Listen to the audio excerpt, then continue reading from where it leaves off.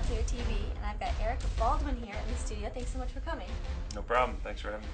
He recently won a $1,500 buy-in No Limit Hold'em tournament. Congratulations. Thank you very much. Now, we caught up with you at the bracelet ceremony, and we got to talk a little bit, but I want to talk a little bit deeper about your run for your bracelet. So let's first talk about your day one. How did that go? Day one was nice and uneventful. I like it when I can chip up without any big hands or ever having my tournament life at risk. I did play one big pot against Phil Hellmuth where I flopped top set of jacks and he had the nut flush draw. He check called, and then on the turn he made the nut flush. He check min raised me, and I just called. When he min raised you, did you think he had it? But you had to call to see if you could pair the board? Yeah, exactly. With the min raise, I was getting a great price on my money, and there was no way I could fold. So, and I felt like he may have had an underset, but probably not. I felt like I was beat to either a straight or a flush, but I had to call. Then the river paired the board. He bet like 4,000, and I only had like 2,000 behind that.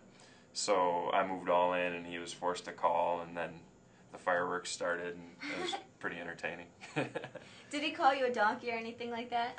Not too bad. He was more cursing the deck for pairing the 8 on the river and cursing his bad luck. Yeah. Yeah. He's so funny when I see him on TV. He's like, I've been setting him up all day. Yeah. Yeah. If I'd re-raised all in on the turn and then got there on the river, I think he probably would have had a few choice words for me. Right. Okay, so you doubled up that hands. Going into day two, you probably had some momentum. How did day two go? Day two, I ran hot. I was flopping a lot of sets.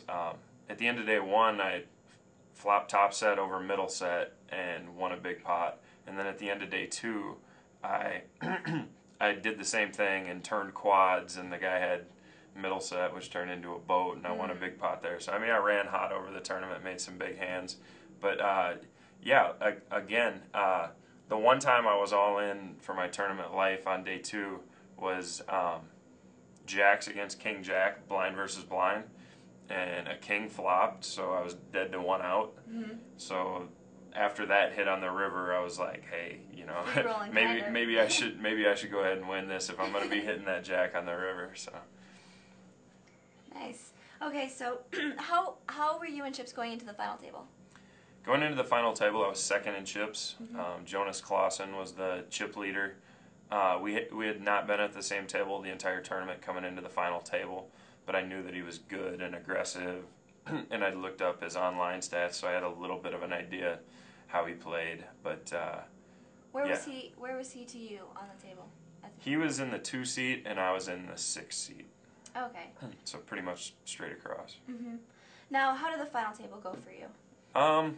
There's a couple bumps in the road early. I had a short stack on my left, and I opened a few times, and he went all in, and I was forced to call him, and I lost a couple 40-60s against him, so I chipped down.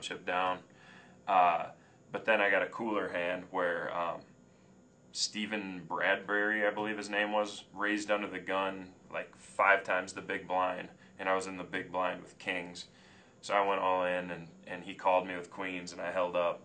And so that put me over the 2 million chip mark, and there was about 9 million in play.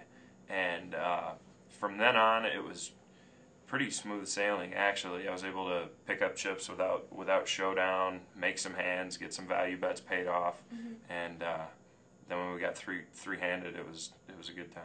Nice. Well, you said you had a big bluff that you had to sweat. Can we talk about that hand? Yeah, three-handed. Well, I had the chip lead at one point three-handed. It was I had like 5 million of the 9 million in play, and each of the other two had about 2, and I turned a flush and got it all in against an overpair with a flush redraw, and Jonas spiked the 7-outer on the river. So like if I'd won that, I would have been a 4-1 chip lead going into heads up. So I had to recover from that real quick, and then so that turned the tables. Jonas had the chip lead, and me and James were in second and third.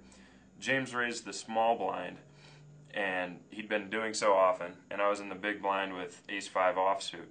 I couldn't fold there. He'd been raising a lot. I have an ace. I'm in position.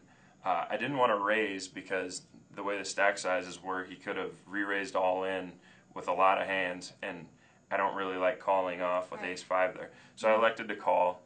It came 9-9-2 rainbow, which is a very, very dry board. He expects me to miss that all the time. So I'm fully expecting a continuation bet. He bet. I decided to call. I didn't want to raise and give him the fold equity to shove over the top of me again with on a bluff or with a like ace-queen type hand. So I called. The turn was a total brick of 4, but it gave me 4 outs to the wheel. And he bet again, a little over half the pot, and it just didn't feel like he had a 9.